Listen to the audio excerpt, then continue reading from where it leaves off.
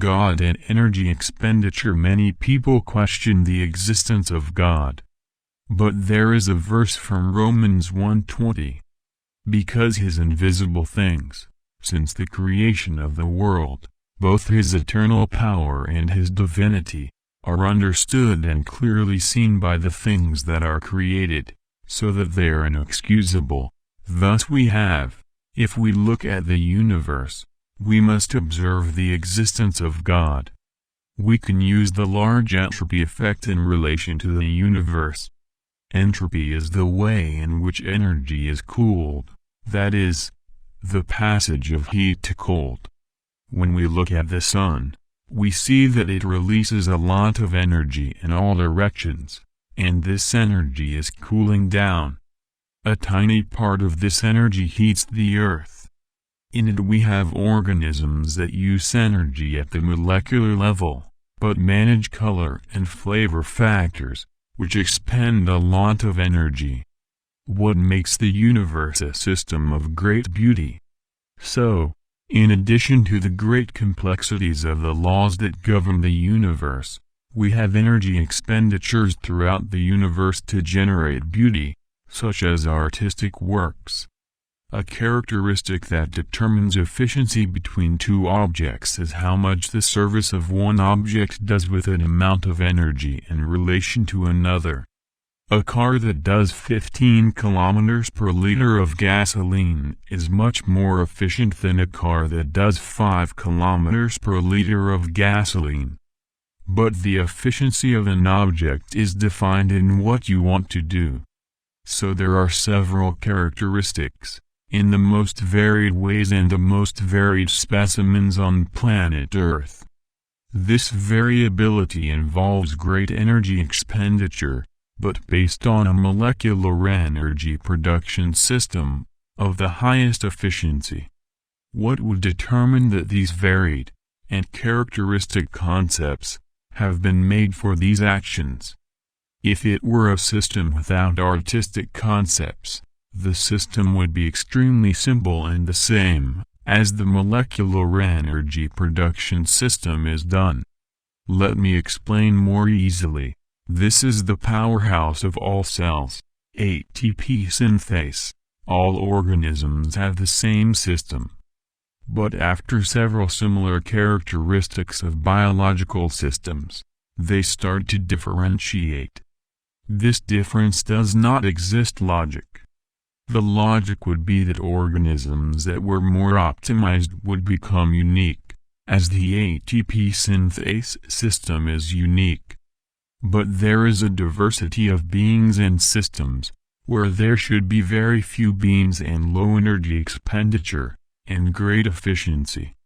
While ATP synthase is extremely efficient in producing energy, carnivores are the destroyers of energy efficiency in the food chain. The existence of unique systems such as ATP synthase could not, in the same principle, generate carnivores, but only mechanisms of high energy conservation in the system. In this way, only a conscious system could generate this alteration, against the logic of the system.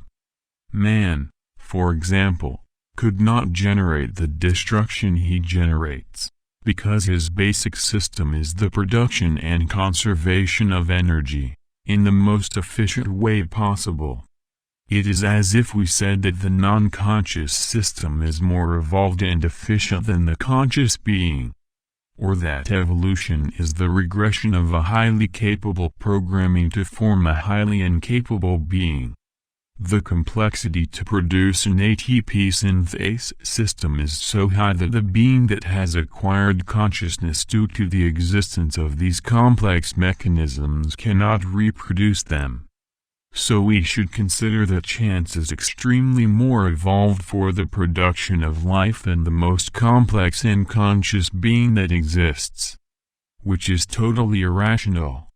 So the mechanism that generated the living system is more rational, and more logical than the system that survives through the basic system. Thus, the existence of both a rational entity, to produce the system, such as ATP synthase, is necessary, as well as an entity beyond the rational, to create the destabilization. If a man generates a program that is running perfect, he will run perfect forever. The only way to generate the destabilization is for the programmer to include an unbalanced value in the program. The laws of the universe do not destabilize. If a law in the universe destabilizes, the whole universe goes into destruction. The very existence of a conscious being has to be organized by laws that provide for that conscious being. If not, then a conscious being would be a destabilizing system of physical laws, and would eventually destroy the universe. If consciousness is beyond physical laws, then physical laws cannot contain consciousness, and so consciousness would destroy physical laws. Thus, man can only be alive if physical laws support the functioning of consciousness. And to have support, it needs to be more complex than consciousness itself, of the more conscious being that such laws support, which makes the existence of a conscious entity as the basis of the universe obligatory in the universe. This foundation is the basis of the biblical text. It says, "Because your invisible things, since the creation of the world, both your eternal power and your divinity, are understood and clearly seen by the things that are created, so that they are inexcusable." So only people who don't want to think don't want to observe the existence of God. God is nothing but the conscious entity that supports the greatest existing consciousness. In this way the universe is at least equal to or greater than the greatest consciousness it supports. It's impossible for something smaller to have something bigger inside. In this way, superior beings cannot be controlled by inferior systems. To control a superior system, it has to be superior to the system you want to control. In that way it is more irrational not to believe in a conscious entity that supports consciousness.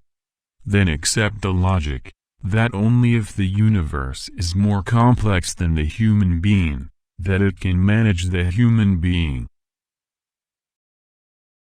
If you are looking for more content from different areas, visit the reformadorstacad.com website. News and detailed content can be found with system of research and organization of text and video.